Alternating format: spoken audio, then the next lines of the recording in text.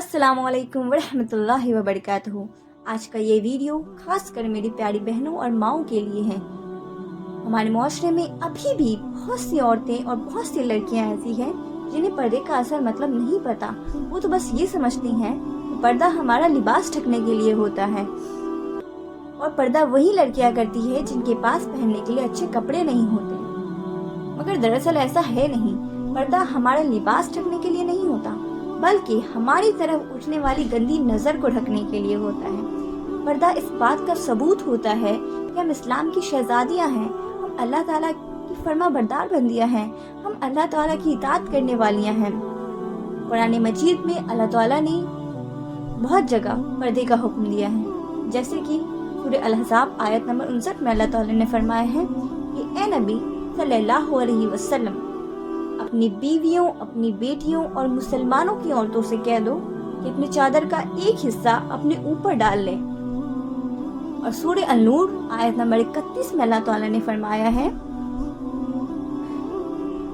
ईमान वालियों से कह दो कि वो अपनी नजरें नीची रखे और अपने शर्मगाहों की हिफाजत किया करे और अपनी जीनत को जाहिर ना करें मगर जो खुद ही जाहिर होता है। इन दोनों आयत से हमें क्या समझ आता है?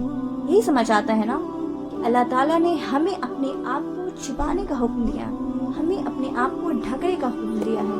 हमें अपने आप को ढकना किससे है? हमें अपने आप को छुपाना किससे है? तो ये बात तो मुझे लगता है हर किसी को मालूम है कि हमें ना महरम से पर्दा करना है और महरम से हमें पर्दा नहीं करना। यानी ना महरम से अपने आप को छिपा के रखना है, ना ताल्लुक होके रखना है, उससे कोई ताल्लुक नहीं रखना। लेकिन महरम और ना महरम के दरमियान का जो फर्क है वो हम शायद आज भूल चुके हैं। हमने ना महरमों को भी महरम बना लिया है, जबकि अल्लाह ताला ने हमें ये बता दिया है कि महरम हमारे लिए कौन है और ना महरम हमारे लिए कौन है। दोनों के दरमियान अल्लाह ने फर्क डाल रखा है। महरम हमारे लिए वो है जिनसे हमारा निकाह जायज़ नहीं है, जिनसे हमारा निकाह हराम हो, जैसे कि हमारे बाप, हमारे अपने भाई, हमारे चचा, हमारे मामू, हमारे नाना, हमारे दादा, ये सभी हमारे लिए महरम हैं। और इन सबको छोड़कर बाकी जितने भी लोग हैं ये सब हमारे लिए ना महरम हैं। चाहे वो आपका कज़न हो, आपका दोस्त हो, आपका कोलीग हो, चाहे जो भी हो, सब हमारे लिए ना महरम हैं और हमें उन सब से पर्दा करना है, उन सब से हमें ताल्लुक नहीं रखना। अल्लाह ताला ने इससे सख्त मना किया है।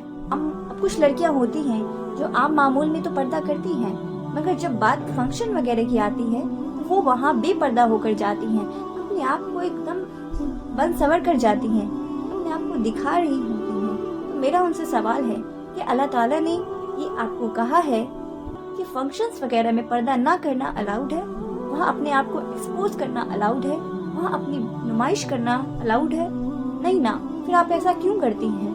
और कुछ तो ऐसी भी होती हैं जो हर जगह पर्दे में रहती हैं, यहाँ तक कि शादी वगैरह में भी पर्दे में जाती हैं, मगर सोशल मीडिया पे अपने आप को एक्सपोज कर रही होती है, अपनी तस्वीरें लगा रही होती हैं, रील बना रही होती हैं। तो मेरा उनसे सवाल है, क्या मेरी प्यारी बहनों यही पर्दा है?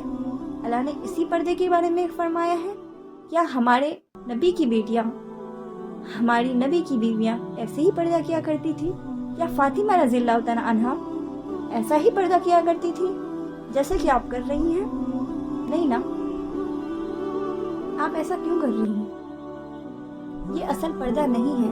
पर्दा ये है कि आप अपने आप को छिपा कर रखें, अपने जिस्म को छिपाए, अपने खूबसूरती को ढके।